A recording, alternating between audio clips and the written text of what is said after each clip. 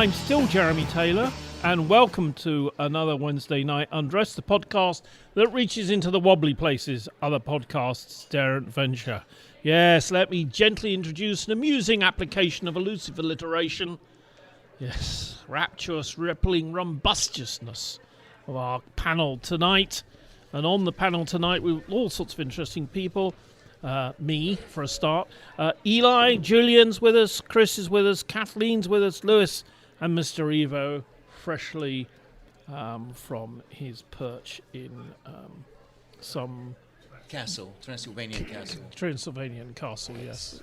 Castle, actually. Castle. Sorry, Castle. Yes, and we have some very highfalutin questions for you all tonight. In fact, Evo may have to translate some of it. First question's coming.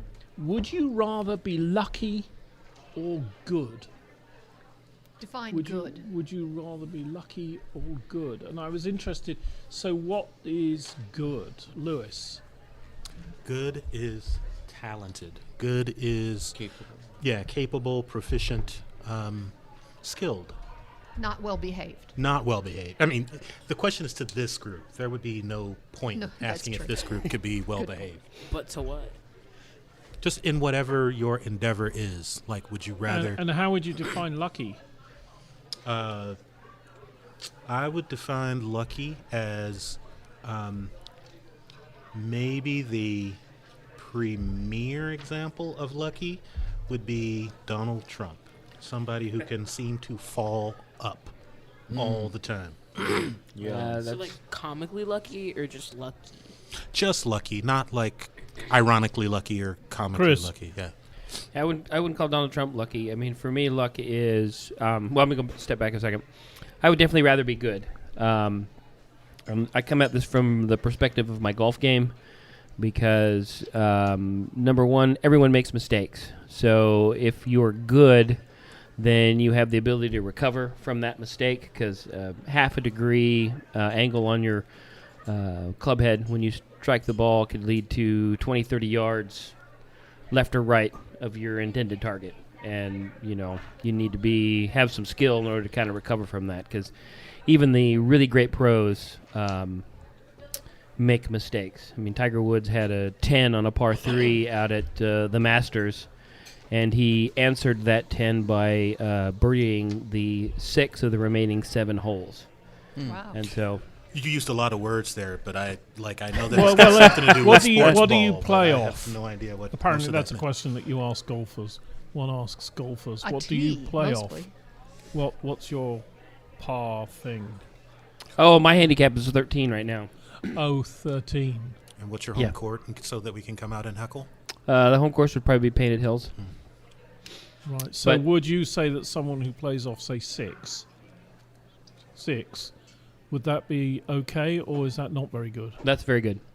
Oh, right. So the bigger the number in your handicap, the not really the worse you are, but that's basically handicap's kind of indicates how many strokes over par you generally tend to hit. Kathleen. The other Oh, sorry. one other point about luck is that luck comes in 2 flavors. There's good and there's bad luck. And that's the other thing about being skilled is, you know, everybody experiences bad luck. And just like making a mistake, if you're talented, you can recover from that, you know, unlucky bounce that you get because you hit a sprinkler head or that hidden rock that you didn't see. It's interesting that you make a good point there, good and bad luck. Oh, that's yeah, bad but luck. You being don't think of lucky it. is always interpreted as good luck. Julian. Yeah. Well, that's the other thing, too. When you're skilled, you often make yourself more lucky because you're putting yourself into the advantageous portions of the course when you're playing. Was it Zig Ziglar who said the more I practice, the luckier I get? Yeah. Yeah. Evo. So being perpetually lucky is fantastic. Well, it's something you have to live with, isn't it? You have to adjust, you know, but I feel like, you know, with luck, luck doesn't necessarily invite respect in society or from your peers. For example, if somebody hits the lottery and gets like $1 billion, and they enter this rarefied air of billionaires, very rich people. They will be looked down. I mean, they will be disrespected by their financial peers because they didn't work hard. They didn't do anything to achieve this wealth. You know, it just came to them. And actually, that has happened many times. And people that win a lot of money from in the lottery, they often hide the origin of their wealth, not just because they're afraid of relatives and stuff, but because they don't want to be put in that segment of rich people who got lucky, you know, and didn't really work for their wealth. In terms of being good, you know, being good at something is usually, like you said, eventually you get lucky. The better you are, you know, I see that in sports all the time, in soccer, with my players. I have some players that every now and then would be at the right place at the right time without necessarily having put the 10,000 hours in, and they would score a goal. But the people that actually invested time and effort for years, they score goals all the time. They're at the right place at the right time all the time, and that's because they've worked so hard. So, yeah, I would probably rather achieve something by working a lot on the craft than just getting lucky. And I think being lucky is sporadic and unreliable, other than Donald Trump, of course, who seems to always fall up. But that's very rare. He's got too many people that he's got dirty information on, in my opinion. That's Kathleen. I think that being good at what you do is much better for your self-respect than being lucky. So I'd choose that. I mean, an occasional stroke of luck is great, but being good at what you do is the best way to get somewhere. Julian? Well, what type of good? Like really good at what you do, or you're just above average? Does it matter? Yeah. Why? Because if you're just like above average at what you do, well then I would go with luck. Because while it's not comically good luck, well, being lucky is better than being better than mediocre. But if it's like you're really good, like I don't know, let's say you want to do art and you were a really good artist, that'd be a lot better than being above average lucky. And everybody's like, oh, nobody's gonna respect you if you're just lucky. Who cares? You're lucky. So I see no problem. If I'm going to be lucky, I'm not gonna go, oh, so many people hate me because I'm lucky. Oh, that's their problem. Like if you have a multiple choice test at school and you just randomly fill in without studying ever, and every answer is correct. I mean, wouldn't you just do that? Exactly. People be like, oh, every time. Oh, I studied for 12 hours every day for a month, and I only got an 86. Yeah, well, that's your problem. Just get better. Yeah, you don't have my Eli. I'd say I'd definitely rather be good. You know, good is something that you build through perseverance. It's something that gives you pride, and it gives you a sense of mastery. But I gotta say, if I was really lucky and I knew that I was really lucky, it would be nice not to just not give a damn about anything. I mean, you just jump in. I mean, it's good. Just jump in. So, I mean, there's something for that. But I think that sense of pride and mastery that you really built something with your own grit, I think that means a lot. It's interesting that for me, would you rather be lucky or good? I think I'd actually rather be lucky. Because you can work on being good at something, but if you're lucky, and I'm not going to do a Winston Churchill right now. I'm going to do I can't remember whether it's Montgomery or Eisenhower, and they were appointing a general, and he's really good, you know, men love him and everything else, and the question was, but is he lucky? No, it was Napoleon who said it, but is he lucky? And I think I've often wondered about, you know, psychologists or whoever it would, some ologist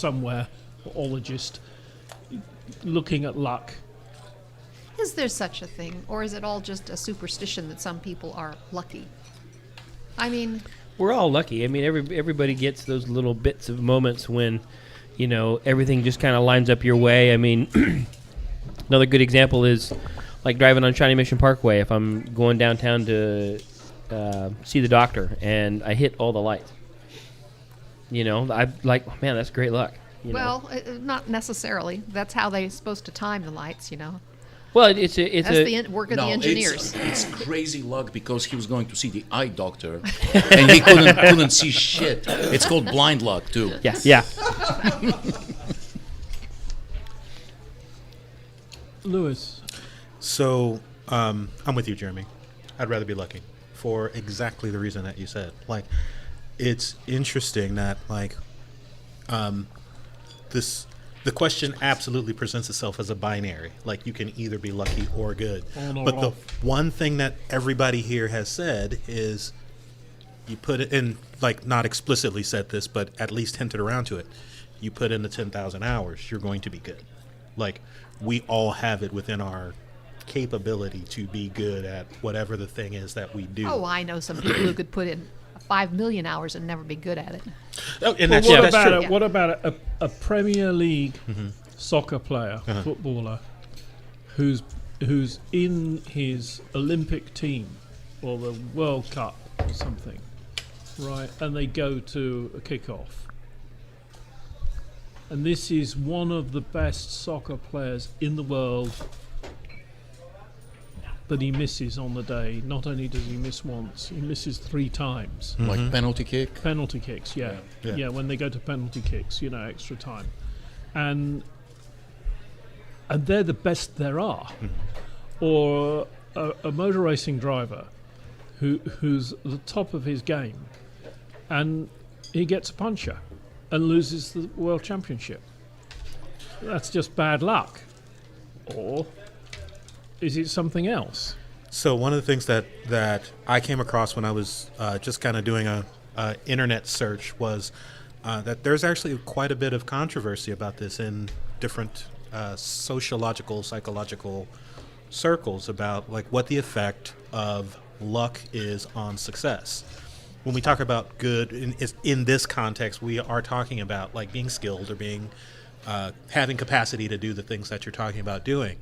But that is ultimately an internal monitor. Like externally, we generally think about someone that is good at something as someone that's being successful at something. And we generally calculate that in terms of that person's financial assets or ability to gain. And the really big question is, like, how much of that is related to just where they happen to be, who they know, what kind of success, what kind of luck they've had with the people that they come into contact with. So I think that given the fact that I am already marginally intelligent and, devastatingly attractive, the only thing that would be missing in my case would be the luck. So yeah, I think I would, like, if I have to choose, for me, it's going to be, I'm going to choose to be lucky. Does that mean then that you don't do anything at all? You don't study any topic? No. Because So, you're just going to go through life expecting it to be handed to you? So this is the brilliant thing. Did you see the movie Deadshot with the character Domino, whose mutant power was that she is super lucky? I've heard of it, but I haven't seen the movie. So I know the character. Imagine this person who is just simply lucky. Like anything that you do, you're going to be successful at. If that was the case, if that was my mutant power, then maybe. But because it's not, and because there's always this chance that I'm going to screw up, and I like learning stuff, I still try to better myself. Because I do think Zig Ziglar had it right when he said, the more I practice, the luckier I get. Yeah. But I think that if there is such a thing as luck, as opposed to just random chance that happens to go your way for a particular stretch of time, then I want to be lucky. Julian, back to Julian. Okay, well, I thought about it for a minute. Aren't they just the same thing? Like, if you're lucky and you start training, then you're gonna get lucky, and then you'll be. Let's say this can affect the genetics after you're born, and you want to be a bodybuilder, and then you get blessed with really good calf genetics that is sought after. You mean like buff calves like the ones I got? Yeah, the ones that are sought after in competition. That's lucky, but you also. Do you think your father's jealous of your ridiculous good looks? No. Because he keeps. Where do you think I got it? He keeps saying. Where do you think I got it? Well, yeah, I suppose. I thought you got it from your mom. Good answer. Okay, I'll work on getting that game for you now. Yeah. But Listen to this nepotism. Oh my goodness. I don't think they're that far apart, because if you're lucky and then you train, then you're gonna have both, and probably quicker, because there is a certain aspect of luck when you train or do soccer or football, whatever. If you are incredibly lucky, but you're also really skilled at it, you're gonna be a lot better than somebody who's just really lucky or somebody who's just really skilled at it. It may be just a matter of attitude. If you think that you are lucky, then you're a little more carefree and you come across as more self-confident.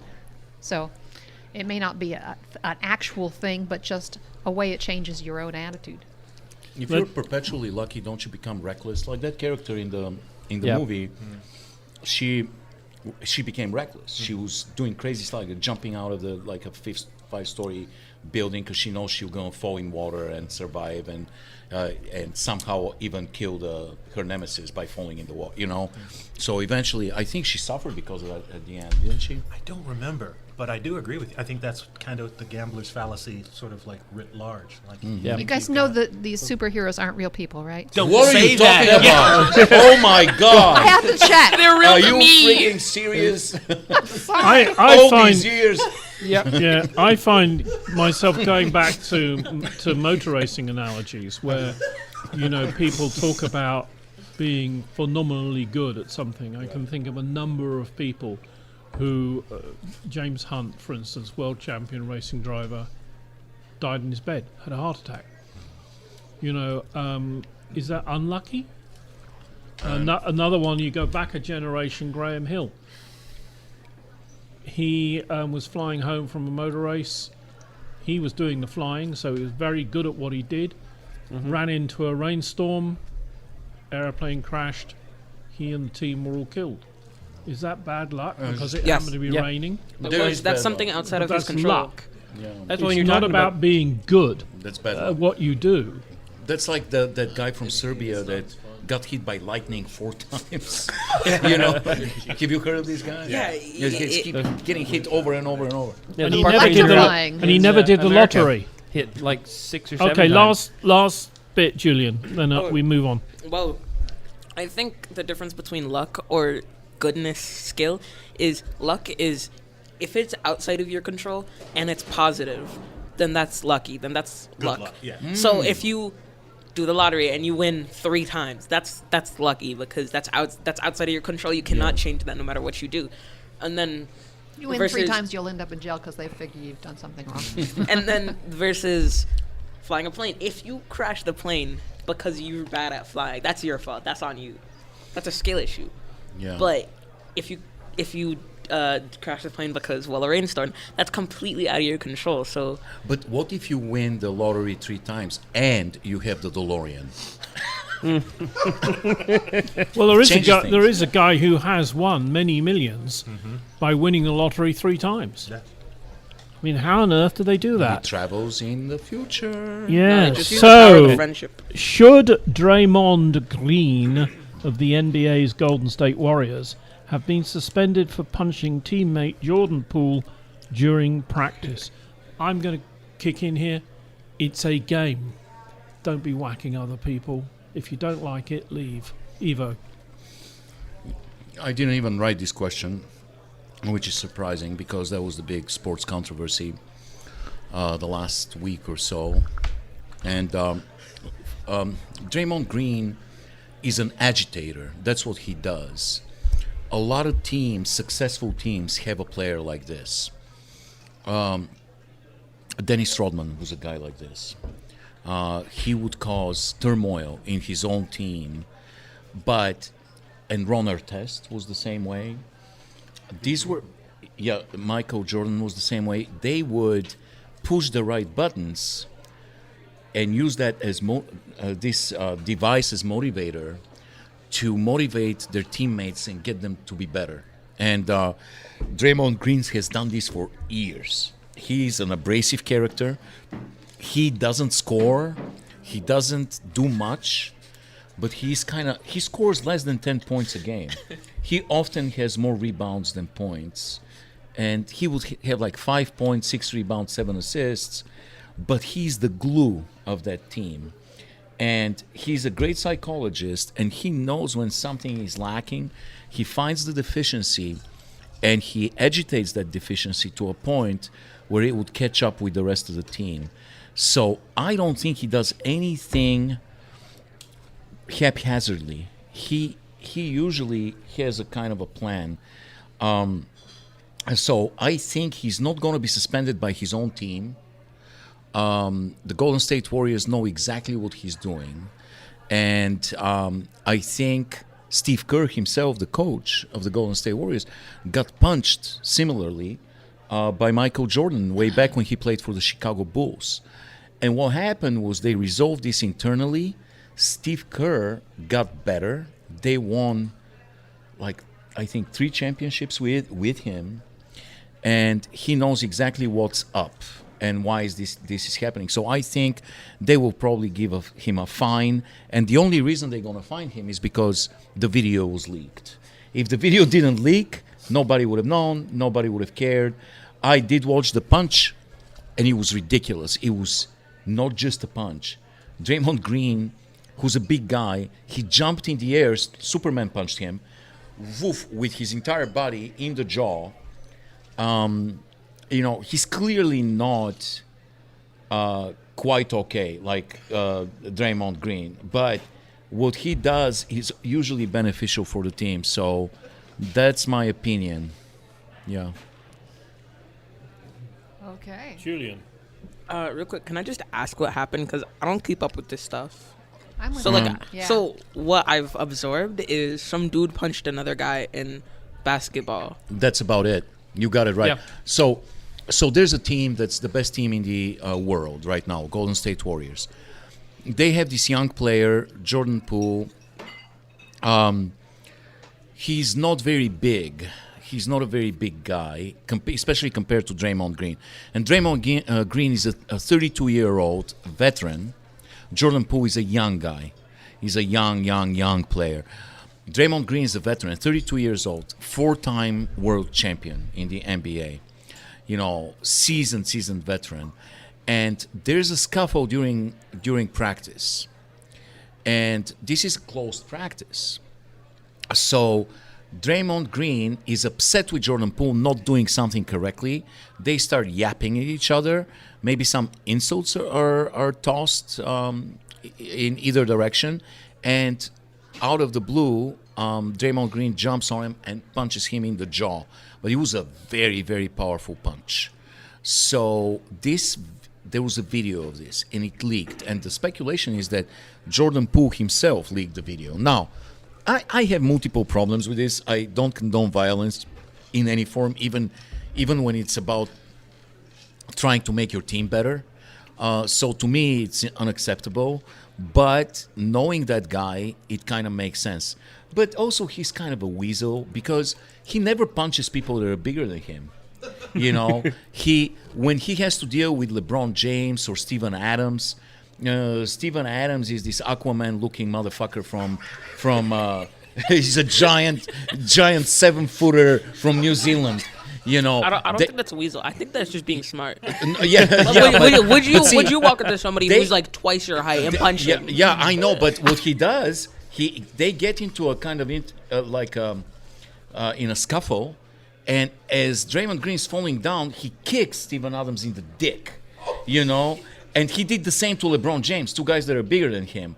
He doesn't dare go to their face and punch them. He kicks them in the groin, and then he gets suspended. So he's got issues, like aggression issues, definitely. But he's also kind of swarmy because he doesn't ever do that. He punches Jordan Poole, a much smaller guy with an ill-advised mustache, and then weasels away from Steven Adams and LeBron James. Once again, are you gonna walk up to LeBron James and punch him? Oh no! I don't think you would. No. Eli. Well, Jordan Poole didn't start. He didn't start nothing, did he?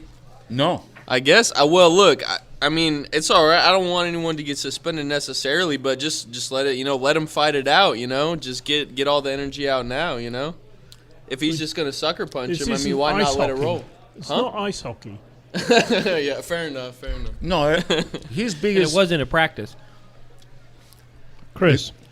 Yeah, for me, it's I guess up to the Golden State Warriors whether or not they want him to play. I mean, it wasn't a practice; it wasn't in an official game, so really, to me, it's a kind of an internal matter. But isn't it up to Jordan Poole? He got whacked by some guy. That's illegal. It's assault. Well, if he wants to file charges, I would support him filing charges. Battery. Yeah, Yeah, I should. But- yeah, but for whether or not he plays, I mean, that's I guess maybe the league has something to do with it. But I don't really follow basketball. I only know about this one because it popped up, and I'm like, oh, violence in the video. Let's just see what this is all about. yeah. Kathleen. Well, I think the bit about assault is important here. If there was video of it and Jordan Poole was responsible for leaking it, then he could have demanded, you find the guy, or I charge him, get him charged with assault. But at the same time, charges could easily be filed against Jordan Poole's mustache. I've seen peaches with more hair, guys. It's yeah, ridiculous. but mustaches don't traditionally have a lot of money. Lewis. Well, Yeah. So I'm of multiple minds about this because one of the things that annoyed me, I guess is maybe the first way to say it, is the fact that when this got reported, essentially prior to any consequence for what Draymond did, basically the coach came out immediately and said, don't worry, he's not going to be suspended. Like, as though there was no possibility that anything that he might have done would have risen to the level of suspension in light of potentially the Golden State Warriors losing the game. That's at least the impression that I got as I'm watching the news feeds. So in light of the fact that, is it the owner of Uber that bit a dude's nose off at a sporting event? I don't remember anything about that. There's some billionaire that literally bit some guy's nose off because they were arguing at a sporting event. Wow. Like, Hungry. I mean, thinking about that, like catch sort of it. putting this whole thing into a larger scope. and the billionaire is now a millionaire. Right. But you think about like just sort of this whole idea of like, we'll take care of it internally. Like when I hear that, the very first thing I think of is the police. Like the police don't want to be policed by anybody else. They want to take care of it all internally. We can see what kind of corruption that leads to with their level of power. Again, you've got people that are walking around thinking it's okay to attack other fans at sporting events, and nothing happens to this guy that beats up his own teammate. Like, for me, that's problematic. However, there is a part of this that's like, they're grown-ass men. They knew what they were getting into. It's kind of part of the tradition. And I hate the tradition argument because we've excused some horrendous shit in the name of tradition. But, like, as long as there have been these agitators that Evo was talking about, like, you've had issues like this going on. This is just one that happened to get caught on camera. So I don't know if he should have been suspended. I think that because they just announced the fine either last night or this morning that he was fined, and he actually decided that he was going to step away from the team for a little bit to get his mind right. I would like to have had the team to have made the NBA to have made that decision, like as a governing body to save face, to try to improve the reputation of the league. But again, it's just kind of the way things have always been. So I don't know what to, and that's again shitty justification, but it's a justification for a lot of It's also also probably going to get him some more fans. As a coach, you're in a really precarious situation because now that you mentioned this, I didn't know that he came out immediately and said, you will be okay. There's not going to be a suspension. Now, this sends a really bad message to your young player that you don't have his back. Right. And you don't care about him. And he is the future of the franchise. You know, Draymond Green is going to be gone in a couple of years. But this guy, he got the message that his coach doesn't care about him. The organization doesn't care about him. And next time he's a free agent, he's going to say, screw you, I'll move to another team and I'm going to score 30 points on you every time I play against you. So let's move on to the next question. Any midterm election predictions? Any midterm election predictions? Let's start with Kathleen. Well, I think that, the Democratic base is activated, is energized by the abortion issue all over the country, not just in certain states, but all over the place. And that will mean a bigger turnout than would have otherwise happened. Whether it's going to overcome the gerrymandering that's gone on all over the country, I don't know. Gerrymandering is going to be, how effective was it? And I have the feeling that in some ways it's going to have had totally horrific effects. Gerrymandering, to our foreign listener, you have to go and Google this because it's going to take too long to explain. But it's basically remapping the districts in your advantage. And the Republicans who control, unfortunately, a lot of local governments have managed to gerrymander the entire country to a point where it's almost impossible for Democrats to win, even when in areas where they have majority. So, yeah, that will be very hard to overcome. And also the inflation speak, which is bullshit because inflation is a global phenomenon, and in the States actually it's much smaller inflation than in Europe and other places. But there's a very vast propaganda machine led by Fox News that are churning constantly 24/7 propaganda blaming the inflation on Biden and the Democrats. And It's lies, not propaganda. It's, Yeah, it's blatant lies. And also, they're very good at sticking to their talking points. So, talking point number one, inflation equals Democrats. Talking point number two, crime equals Democrats. And Democrats want crime. They love crime. So you turn on Fox News, Tucker Carlson, it's every fucking day, the same nonsense over and over. And he's good. He's good at delivering lies. I drive a lot around town, and I see, like every once in a while in the evening, I drive by these big apartment buildings they built in Alvamar, and there's giant TVs illuminating the windows. About 80% of them, Tucker Carlson.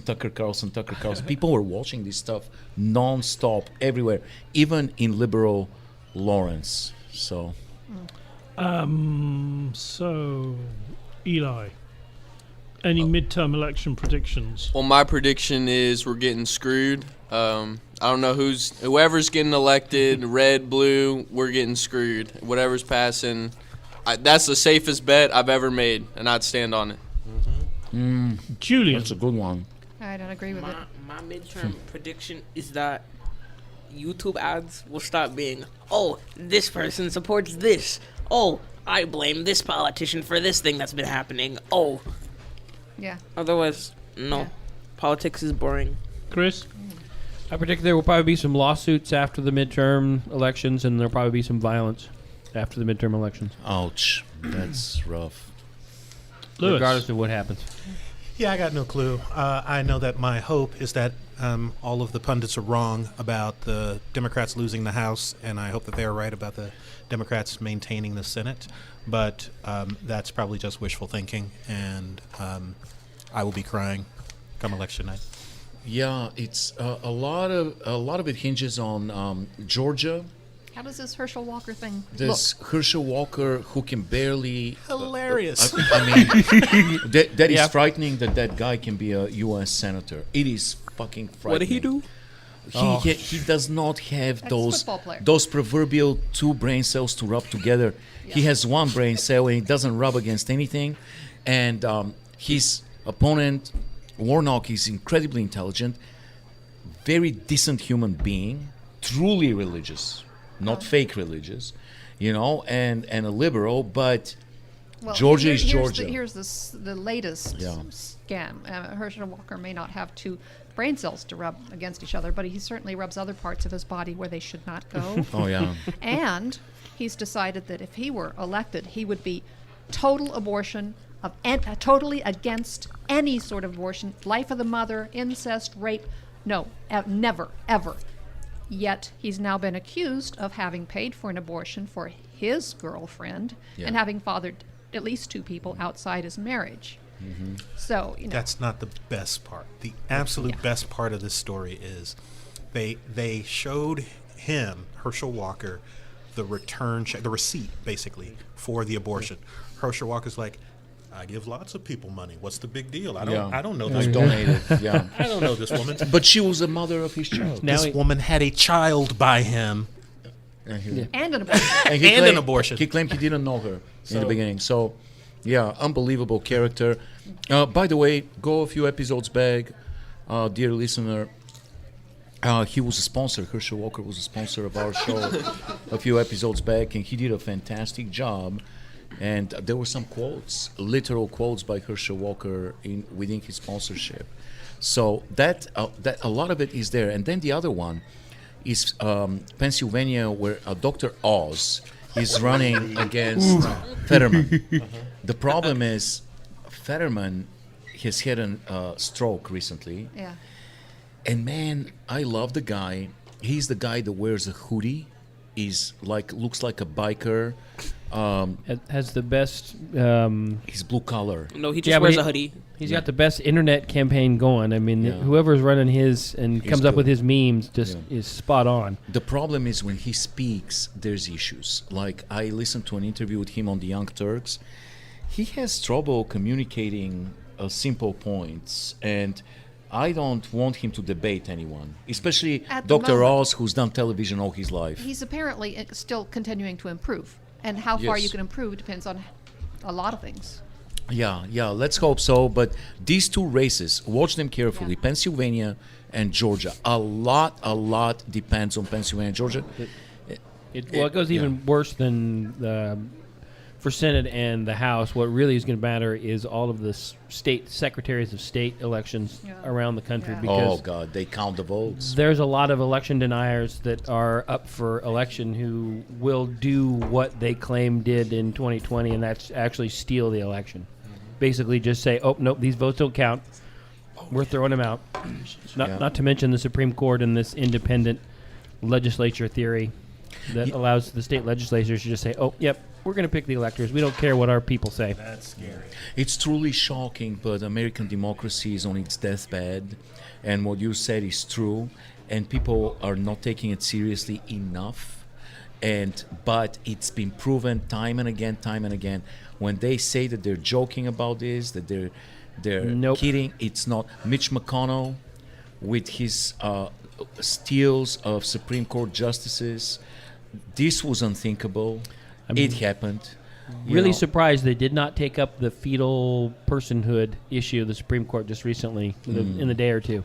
Said, no, we're going to read this case. So, Yeah, it is petrifying. We're in a dangerous place historically. So So watch let's it move carefully. on to the next and actually a much more critically important question that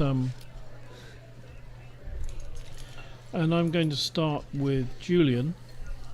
Julian, what is your favorite single line of a song? That's a little bit too political for me. I would rather not answer. Okay, that deals with on the Julian. advice of your attorney, Dad. Chris, what's your No, he's what's got your, an answer. Oh, you have I- got an answer. Oh, I really don't know. To be honest, I listen to too many songs that I can't pick out one line. Especially because most of the songs I listen to them not for the lyrics, because like lyrics are boring. Like I don't, You like I don't, the I don't sound. care. Oh, I my. don't care what people are saying. I just care How what have you it been sounds raising like. this child? Like it goes through my head. Like I don't think I can recite some lyrics, but I don't think It's all the of them. beat. The dare beat. you. It could be somebody saying the How most heinous dare thing you. with the most positive. This is going to be beat. the I would be longest so ride home happy. you will ever have. I would if it was just somebody spitting heinous stuff that is just so horrible over a really nice upbeat beat, I would listen to it 27 times a day. But we've had songs for 1,000 years. All right. Well, moving on. Eli. Take Best- the good with the bad, smile with the sad, love what you got and remember what you had. I like it. Who is that? Project Pat. Project Pat. Chris. Are you going to liberate us girls from the male white corporate oppression? Okay. That's Sonic Something Youth from musical Cool Thing. maybe comes this way. Kathleen. Oh, how about Born to be Wild? That's your favorite? Okay. Lewis. I have a list, so I'm going to let everybody else Oh go. dear. God. Evo. The question was single, just one. I mean, Shamalama Ding Dong comes to mind. That's a really good Yep. good lyric. I like You May Say I'm a Dreamer, but I'm not the only one. I hope someday you join us and the world will be as one. I like that one. Can't always get what you want. You can't always get what you want. Then, that's Rolling Stones. That's really good. I like Don't Hang On. Nothing lasts forever but the earth and sky, and it slips away, and all your money won't another minute buy. Some songs, the lyrics and the music go together and cannot be separated, Julian. And then, the previous one was from Imagine by John Lennon. Your father named you after his son, Julian. Mom thinks it was her granddad. No, it was because of Julian. Yeah. I know the truth. But Remember there how are I used so to sing many. "Hey Jude" to you all the time? And that's a song to Julian Lennon. Believe it or not. Yeah. Mr. Taylor. Yes. I'm sorry, For me. Lord Taylor. Yes. Thank you. No. Better. I was yeah. thinking about this as to whether or not we're talking about modern music. For me, Gilbert and Sullivan. I am the very model of a modern major general. Something like that, Right. is very good. Or, of course, the Beatles. Which Beatles? The Beatles. I don't know. The Which band. Which Beatles lyric Oh, I stands see. out I think in your It's head? been no a in hard Jeremy. day. No, it's help. It's I've always rather liked Hard Day's Night. But I think the wonderful thing about the Beatles is that, of course, you can do Hard Day's Night in the Shakespearean, or in Why would you? It Has Been a Hard Day's Night. And I have been living like a dog. That is not Shakespearean. That is That's Churchillian. also not the Hamlet. lyrics. It's Hamlet. I've been working Like a dog. I have been working like a dog. To let it be But or when not to let it but be. when I come home to you, I find the things that you do my make me favorite feel all right. My favorite Beatles lyrics might be "Life is what happens to you when you're busy making other plans." Love that lyric. Yeah. But when we come down to it, Beatles, "She Loves You," yeah, yeah, yeah. I mean, Oh, genius lyric. It's Also, just- "Obla di Obla da" is yeah. really good. I mean, you can come up with thousands and thousands of them. Quite honestly, I agree 100%. It was actually difficult. Like, I actually put together this list that I want to go through. Yeah. Yeah, but we're moving on. So, because I'm black. oh, you do. All right, so like I just Is it wanna because I'm see- white? well, no, I throw 'cause this you're back at British. you. No, yeah. Just because I'm British. I must say, I do hate the Brits as well. All right, how about this? Does anybody recognize these lyrics? And if he ever hurts you, true love won't desert you. Nope. Yeah. I've heard it, but I can't place it now off the top of my head. Journey, Yes. Okay. Okay. Now. Yep. Separate Ways by Journey. Why do you have to bring Journey into this? But okay. Because this is actually when I think about. So I'll go through my list here. Are you going to bring in Air Supply next? No. I should have. I absolutely should have. But there's probably like four. Get on with it. Let's go on with the list. Four different lyrics I that, want the like, when I list. think about like fantastic lyrics, that one pops up in the list. Soundgarden, I'm only faking when I get it right. I'm not familiar with that one. Fell on black days. All right. How about this Oh. one? Excuse me while I kiss the sky. Yes, yeah. Okay, that one is Yeah, Jimi all right. Hendrix. You got to Yeah. know that one. Okay. How about Take My Hand and We'll Make It, I Swear. Oh, yeah, from John Bon Jovi. Oh, living on a prayer. How about this one? We're just two lost souls swimming in a fishbowl. Yes, That indeed. is one Wish of you my- were here. Yeah. Yeah, I wish you were I here. love it. Yeah. I'm a traveler of both time and space to be where I have been. This David Bowie. No, close. Led Zeppelin. Oh. Yeah. Kashmir. Kashmir. Yeah. How about this one? Don't call it a comeback. LL Cool J. Mama said knock you out. Mama Is that said okay? knock Oh. you out. Mama said knock you out. I'm Now, there's actually only one person at the table I expect to get this one. Unless Real he- G's move in silence like lasagna. I thought you would have gotten that one. That was Lil Wayne. Oh yeah. How about let's see. Can I put one in? What about Starman? I don't know That's the a good lyrics one. of Starman. That was it. All right, It's a so here's Starman. essentially the two that like every time I hear it, like just they speak to me. Number one is from U2, their song One. You say love is a temple, love's the higher law. You ask me to enter, then you make me crawl. Like when I was going through my divorce, that song was essentially like the theme of my divorce. Like so that song that is always like maybe the most meaningful lyric in any pop song I've ever come across. And then of course there is the late 20th century poets Belle Biv DeVoe from the song Poison. Never She's trust a big butt poison. and a smile. Yeah. And don't forget the band America, whose brains must have been completely fried on LSD when they wrote A Horse with No Name, because they put to shame even Kanye with a quadruple negative, with the most ridiculous lyrics of all time. Listen to this. In the desert, you can't remember your name, cause there ain't no one for to give you no pain. La la la la la la la.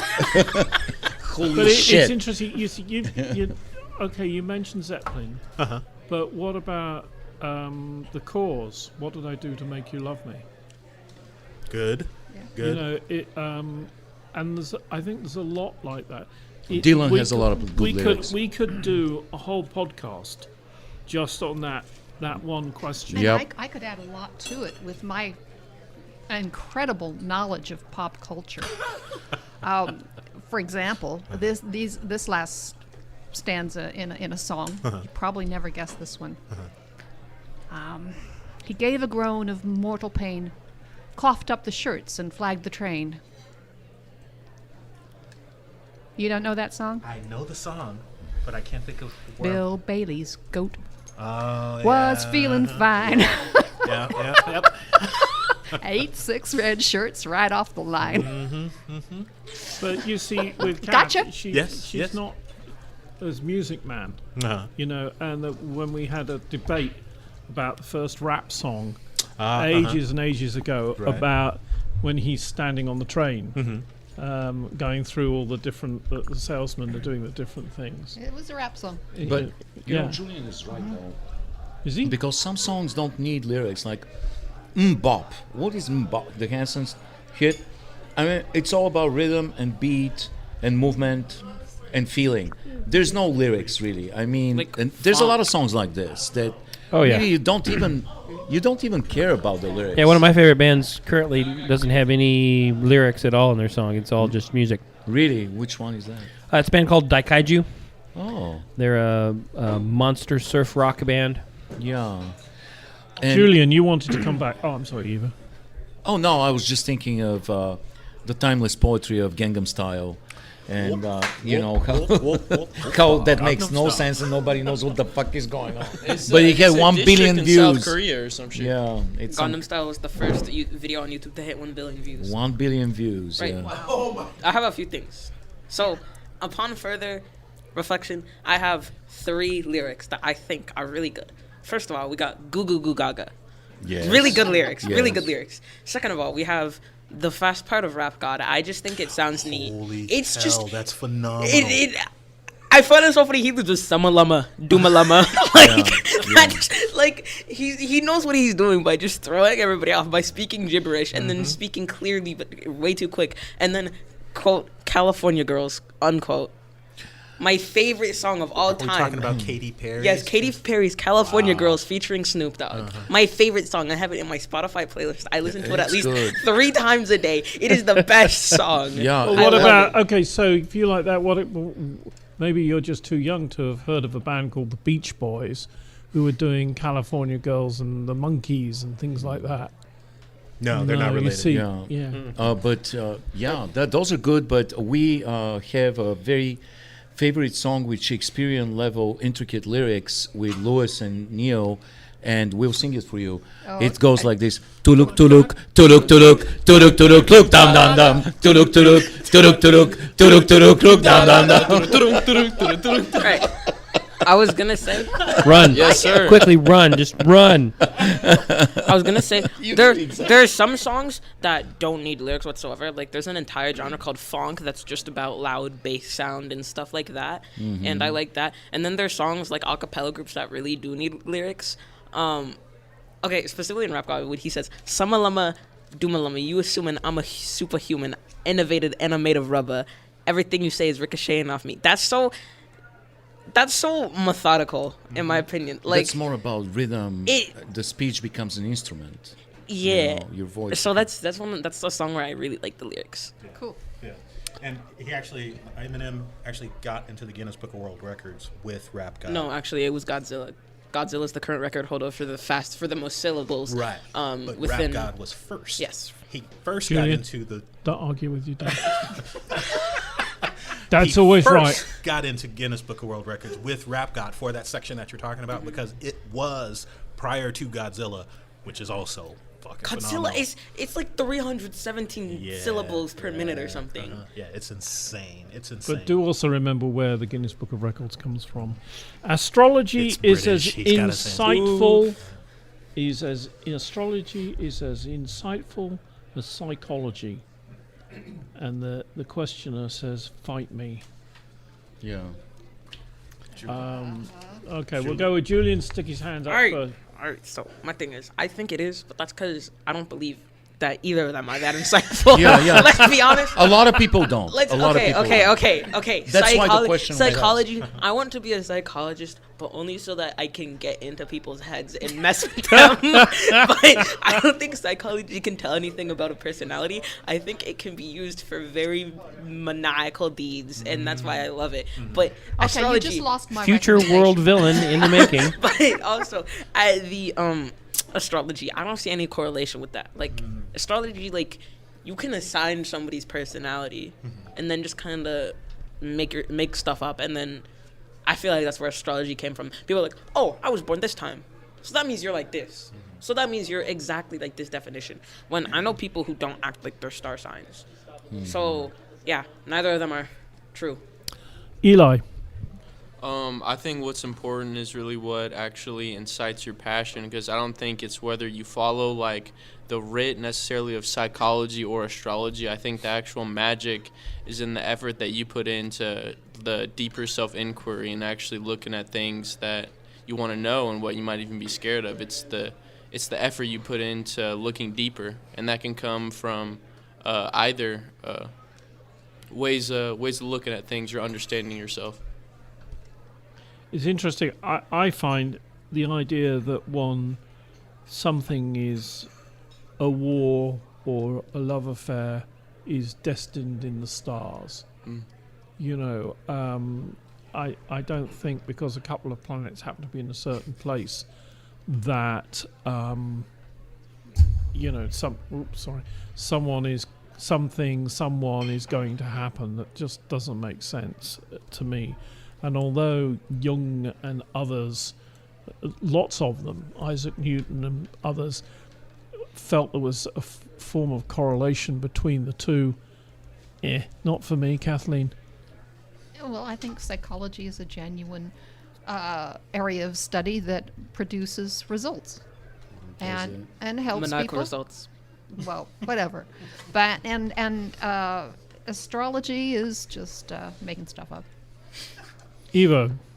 First of all, I want to voice my deep discontent with what transpired yesterday. I was riding my new motorcycle on the Clinton Dam wall at night. No use to call it a damn wall. I Yeah, mean, that's damn not very wall. nice. Damn wall. Would it be damn wall? And I was going about 70 miles an hour. It feels great at night being there and driving because it feels like you're on a runway of an airport at night and you're about to take off and the machine is really loud, so it felt great. When absolutely unprovoked, I was stung by a fucking wasp. So as I was driving super fast, and it was, of all places, in the sensitive area between my index and middle finger right here, deep, and I screamed because it was excruciatingly painful. Wait, a wasp went 70 miles an hour? What? A wasp went 70 miles an hour just to sting No, you. it was sitting Just there to with its sting butt me. stuck out, Just ready to for sting him me. And it was Run into it. incredibly painful. And I almost freaking flipped the vehicle over because it was so. The thing was sticking out of my hand. I had to rip it out of my hand. And look at my knuckles. This is my left hand, which was not stung. Right. And this is my right hand. It was stung. It's pretty nasty and You gnarly. need some heavy-duty leather gloves, don't you? Yeah, but I And maybe mean, a leather face mask, and then they will arrest you. well, I have to wear I have to wear a helmet or goggles because there's all kinds of insects flying into your face when you're going fast. But Just go that was unexpected. Yeah. Well, I don't want to swallow a wasp. This was basically I wanted to coward. I just wanted to say that I have a deep dislike for wasps, both the insects and the white Anglo-Saxon Protestants. So that's where I'm at with the wasps. I completely Which kind was it forgot. that stung you? I completely seriously. I completely forgot the question. Astrology is Oh as yeah, astrology. insightful as I gotta psychology. say about astrology is first of all, I don't believe in astrology because I'm an Aries, and Aries don't believe in astrology. Very good. But psychology has become a relatively dubious science in recent years, and more inventories are questioned, and their validity has been questioned, their statistical validity has been questioned, techniques are questioned, and I don't know how much of it is science, how much of it is projection, or is manufactured academically for degrees and stuff. So I don't know. I believe more in psychology. There's more empirical research that goes into psychology than in astrology. On the other hand, we're all star stuff, right? Like Sagan said. So who knows? Maybe there is something about the positioning of the celestial bodies and the planets. There could be something there, but Well, I don't. You say there's more empirical study that goes into psychology. Any empirical study is more than goes into astrology, which has none. It is. Well, the problem is the notion of empirical study is applied to psychology. Well, the Depends on what you're studying and what you're collecting. I mean, because from my perspective, astrology is kind of a collection of, well, we've seen all this stuff from people who've done this stuff. It's all surface inspection. It's not going in deep in the way that psychology goes into, well, let's sit down and let's talk about this and let's tell the stories about your life and let's ask questions to get you to reflect upon your, the way you're feeling. I mean, they both have insights. I think psychology is more insightful than astrology. Astrology did not start by looking at the behavior traits of certain people and grouping them. No, astrology started by people who were not studying people whatsoever. They just Didn't they But- compile? studying. But didn't they compile But empirically personalities that were born in certain periods of time and compare them to each other? No. To come up with the They traits. didn't No? just not. they didn't just come off the top of their heads and say, well, people born under this particular sign How are going to many have years this trait. ago did they come up with Well, astrology? again, it's lost in the mists of time were where unable to astrology write began. when they started it's, this it's nonsense. like religion.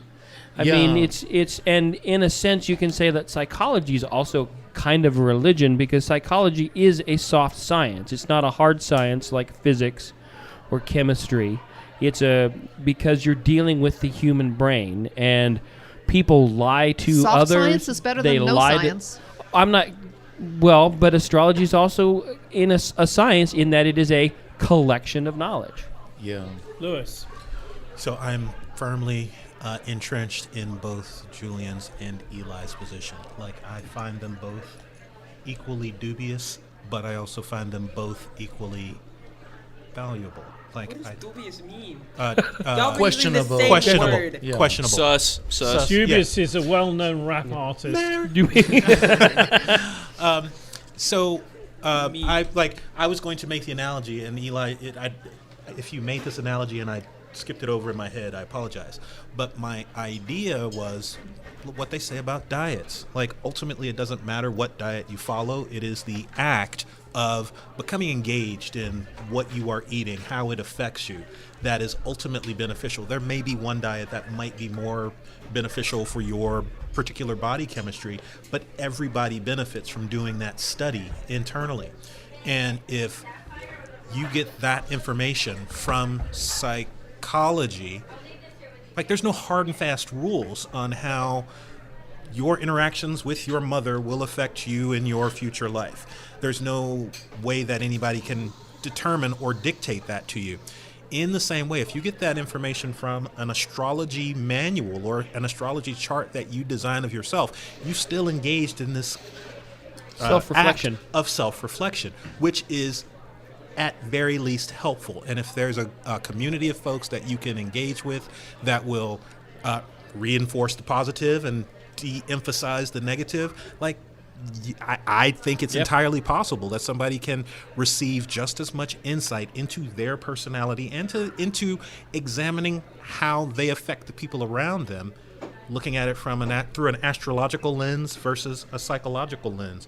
And I want to make the argument that we shit on astrology right now because it's primarily female driven, whereas it has not always been.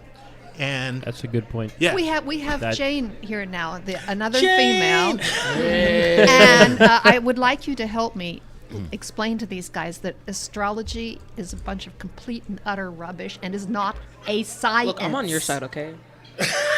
Yeah, Well, just because it's not science doesn't mean it's rubbish, though.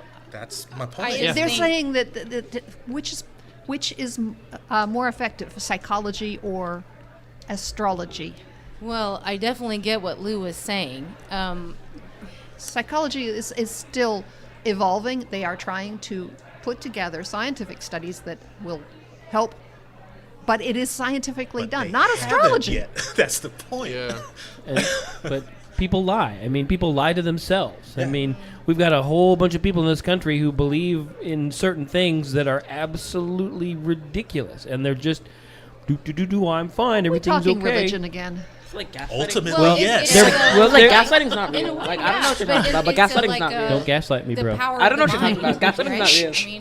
I mean, if psychology is all about helping mental health and the power of the mind, but so could astrology be.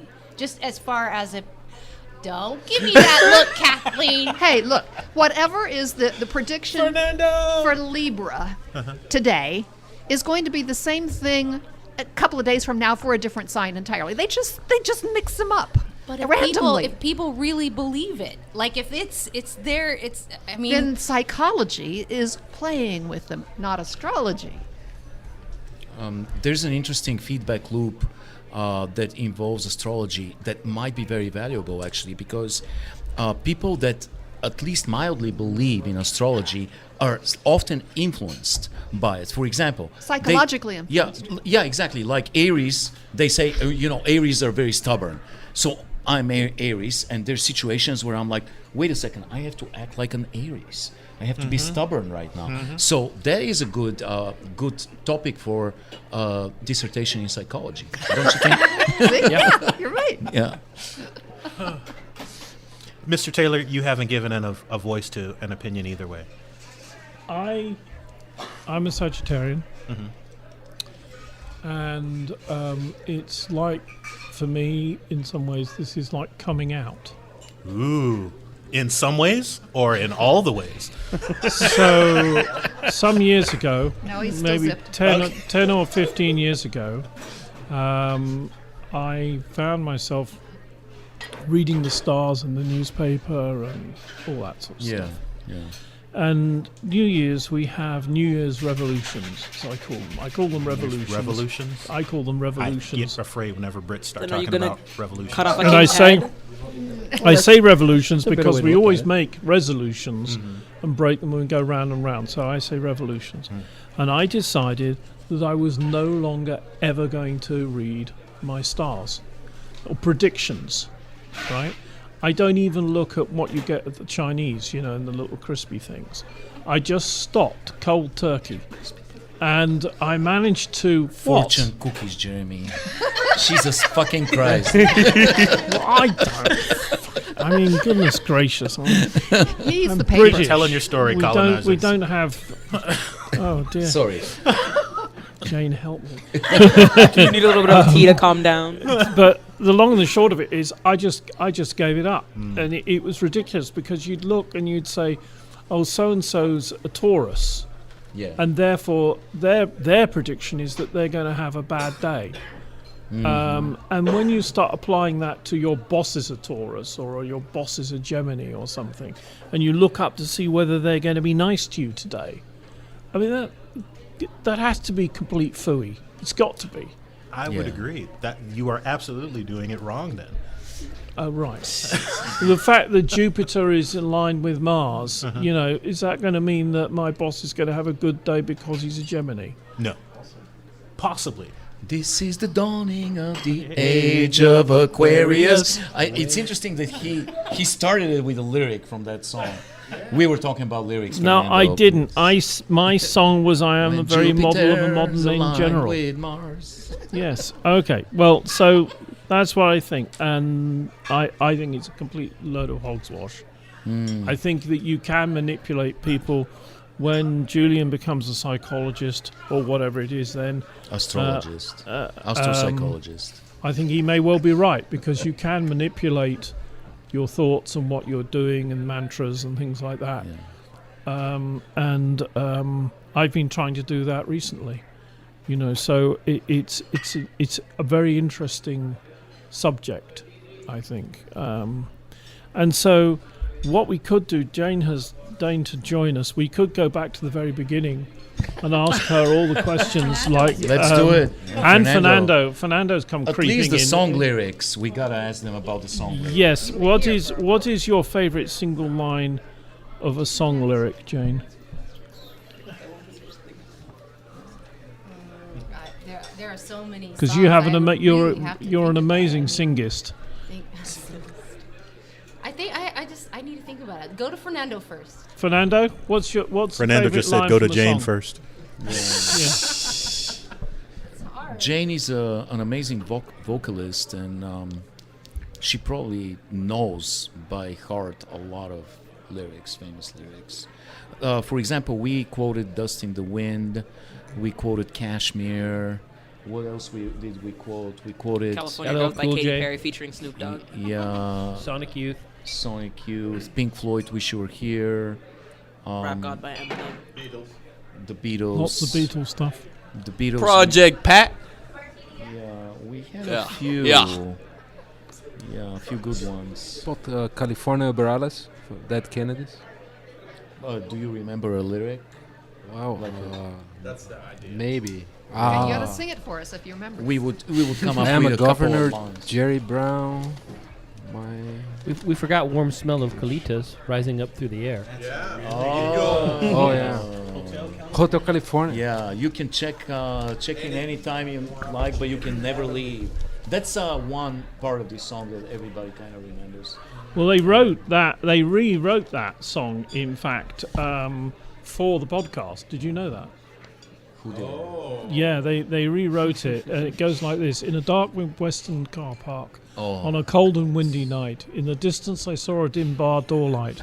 I could hear the mist music drifting through the door. Welcome to Murph's Bar, plenty of tables here, said the server. How about an even-off and a Yes. menu? Do you remember this? I remember. Are it you now. with the undressed, she asked, and Yeah. then you go through that door.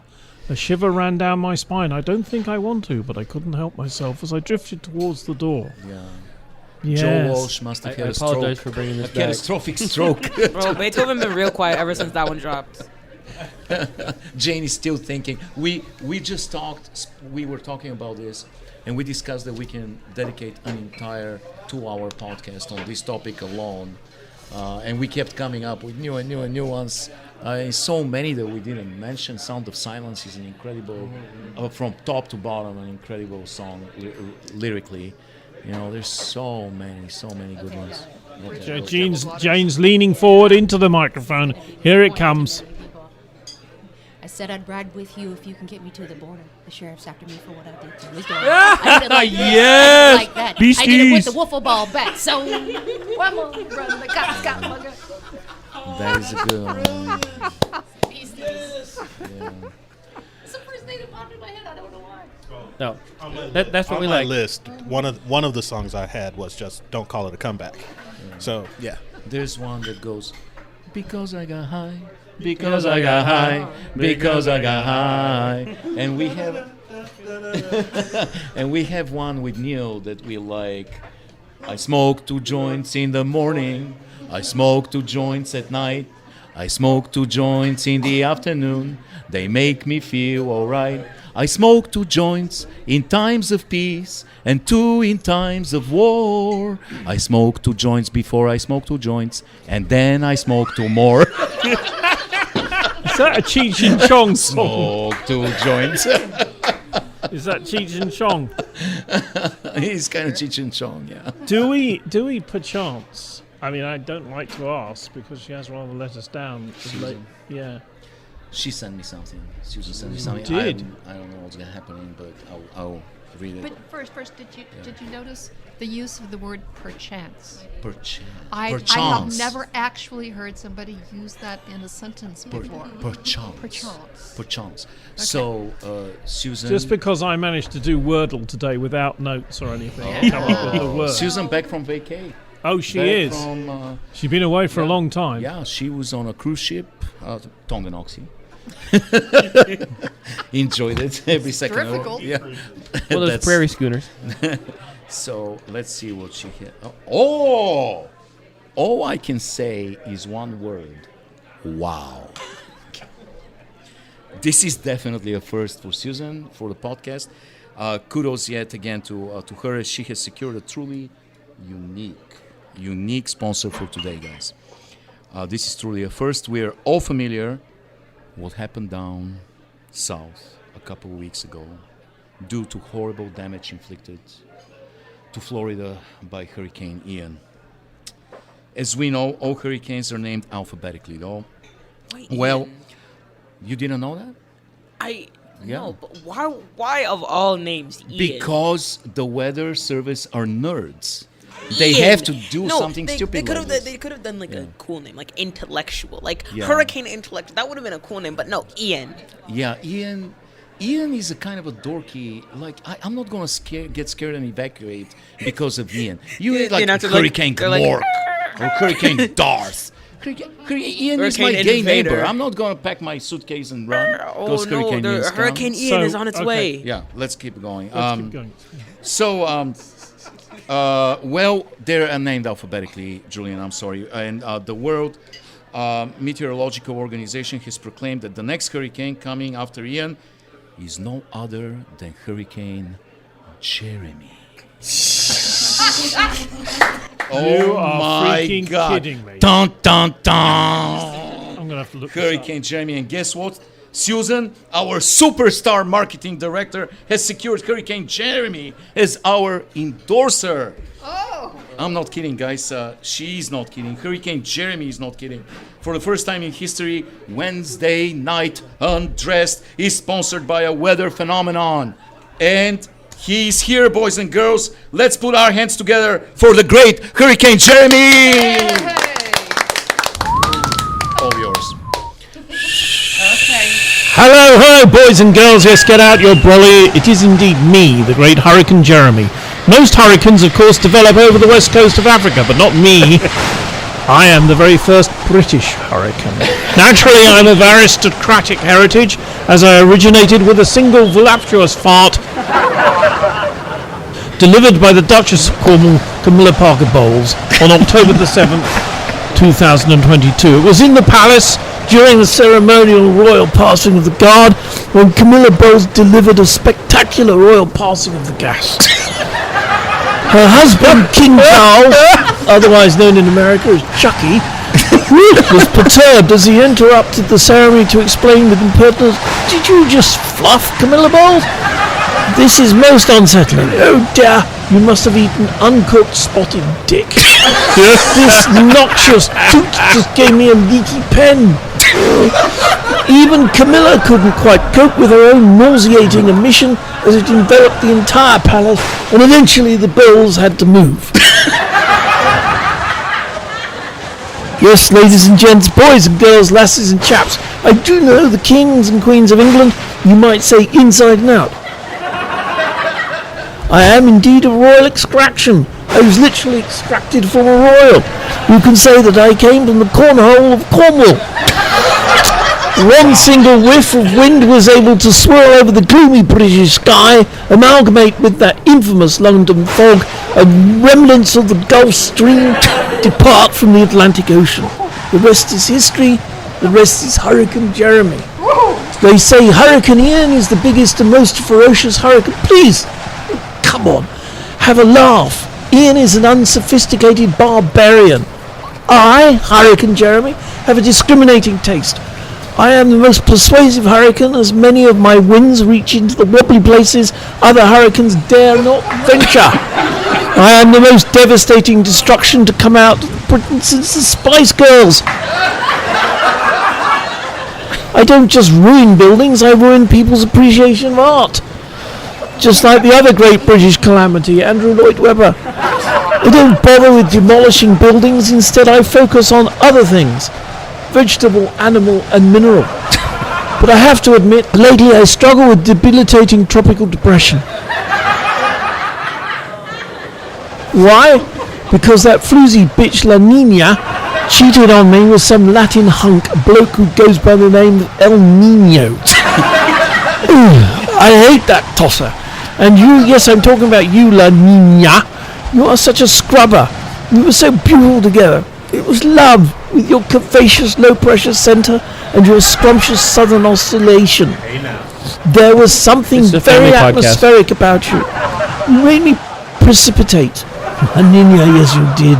I give you everything, my entire low-pressure system, my girthy orographic lift, all of my massive rotation, abundant horizontal temperature, everything. Why did you leave me to that vile trollop? Why did you have to elope with that wanker El Nino? He's such a plonker.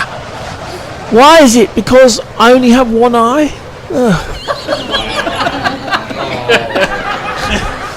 La Nina, if you are listening to this podcast, come back to me. This is the only reason I am sponsoring these insufferable bullocks. Come back to me, La Nina. Together we can truly invigorate the entire troposphere and make the climax. If you don't, my righteous royal anger shall summon all the British demons and unleash them to wreak havoc on Earth. I shall summon Margaret Thatcher's ghost, Black Pudding, the band Coldplay, Prince Andrew, cricket, Brexit, Simon Cowell, Cockney slang, the Teletubbies, fried jellied eels, Piers Morgan, the Daily Mirror, the members of Oasis, Boris Johnson, Orange Marmalade, and of course my dear wretched sister, the English weather. Beware, Wednesday night undressed, and bring me back my true love, the irresistible La Nina. It is in your hands, you puny plebeian scum. And by the way, you think I'm scary? Wait until the next hurricane that comes after Jeremy. Yes, that's right. You know who comes after the letter J? All who enter Murph's pub pay heed to the savage wrath of the incoming hurricane, Kathleen. Thank you, Hurricane Jeremy. Wow. Yes, Jeremy, yes. making the climate climax. Yes, taking the climax out of climate. Well, I want to thank everybody again for coming tonight. You've been listening to another Wednesday Night Undressed with the team as normal. Me, Eli, Julian, Chris, Kath, Lewis, Evo, and Jane joined us, and Fernando managed to creep in and creep out. And of course, we have Neil playing with his knobs as normal, and sliders and things like that. In fact, he's sailing off to the southern seas with Captain Jack very soon, and so hopefully Watch we'll out be for hearing Hurricane from Jeremy. Yeah. So again, you've been listening to another Wednesday Night Undressed. You can get these podcasts, by the way, on Facebook. That's where I find them. They usually come up a few days after sort of the weekend or something like that, and they're all over the other place. And again, thank you to our millions of listeners in Europe, England, and America.